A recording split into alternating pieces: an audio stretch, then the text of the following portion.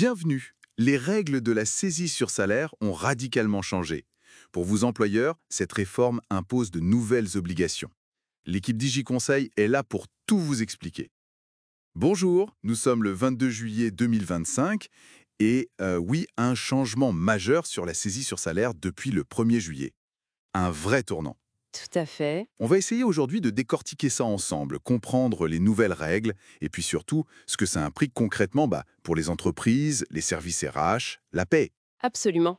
Le gros changement, le mot-clé, c'est déjudiciarisation. Ah oui, Fini le passage par le tribunal qui était souvent très long. on parle de combien de temps avant Ève? Les chiffres du ministère de la Justice donnaient parfois jusqu'à 18 mois pour recouvrir une dette. 18 mois, c'est énorme. Une éternité, oui. Et compliqué à gérer pour tout le monde. Alors maintenant, depuis début juillet, comment ça marche? On nous dit que c'est plus rapide, mais concrètement? Alors, la procédure, elle est maintenant entièrement pilotée par le commissaire de justice. C'est l'ancien huissier, en fait. D'accord. Il devient vraiment le chef d'orchestre unique. Ça commence par un commandement de payer envoyé au salarié. Mhm. C'est l'acte qui lance le compte à rebours. Le salarié a 1 mois. 1 mois pour soit payer, soit trouver un accord, soit contester. 1 mois, d'accord. Et s'il ne se passe rien, eh bien le commissaire peut notifier la saisie directement à l'employeur. C'est beaucoup plus direct qu'avant. Je vois. Donc ce commissaire de justice est vraiment au centre du jeu. Pour les employeurs, ça simplifie les choses. Un seul interlocuteur, c'est ça l'idée? C'est ça. Ce commissaire, il va aussi être répartiteur, c'est-à-dire qu'il va collecter et distribuer les fonds. Donc, sur le papier, oui, une simplification administrative. Mais, il y a un mais, j'imagine, hein? Oui, il y a un mais, le revers de la médaille, c'est une responsabilité accrue pour l'employeur. C'est-à-dire? Il a l'obligation de fournir toutes les informations demandées sur la situation du salarié, et ça en 15 jours. 15 jours, c'est très court. Très court. Et si on dépasse ce délai, attention. Quelles sont les conséquences? Le risque, c'est une amende civile qui peut monter jusqu'à 10 000 €. Ah oui, quand même. Ça demande une sacrée réactivité des services paix qui sont souvent déjà bien occupés. Exactement. La réactivité et la rigueur deviennent cruciales. Il faut vraiment intégrer ça dans les process habituels. Ce n'est plus juste un truc exceptionnel à gérer. D'accord. Et pour le salarié débiteur dans tout ça, est-ce qu'il perd des protections? Non, et c'est important de le souligner, les garanties essentielles sont maintenues. Comme quoi, par exemple? Le mode de calcul de la part saisissable avec le barème progressif selon les revenus, ça ne change pas.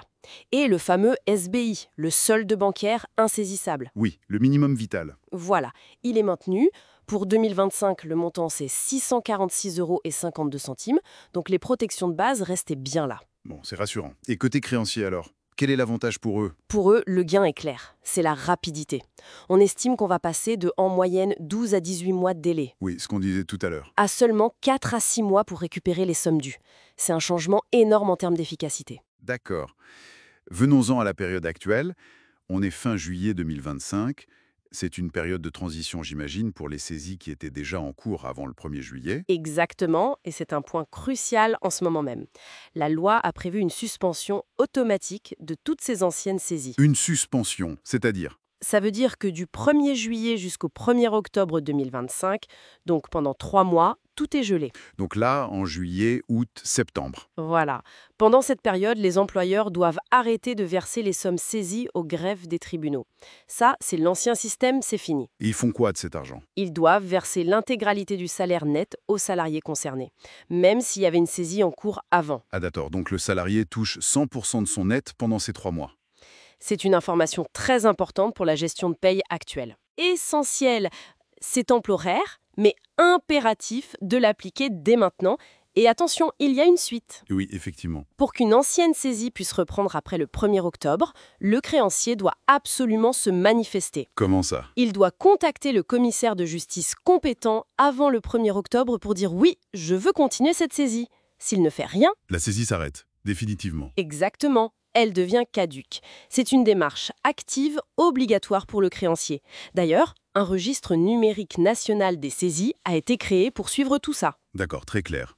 C'est bon à savoir pour les créanciers, mais aussi pour les employeurs qui doivent anticiper ce qui va se passer en octobre. Si on devait résumer là, pour un employeur, les points clés à retenir. Bon, premièrement, Effectivement. l'interlocuteur unique, c'est le commissaire de justice. Fini le greffe. D'accord. Deuxièmement, procédure accélérée égale réactivité indispensable. Attention au délai de 15 jours pour répondre et à l'amende possible. Oui, les 10 000 €. Troisièmement, les droits du salarié, les protections comme le calcul de la part saisissable et le SBI, ça reste. Important. Et enfin, quatrièmement, la période actuelle, juillet, août, septembre, est critique. Bien suspendre les versements et surveiller ce qui se passe pour les anciennes saisies en vue d'octobre. Parfait, c'est très synthétique. Une réforme qui vise donc à moderniser, à fluidifier les choses. Merci beaucoup pour cet éclairage très pratique. Avec plaisir.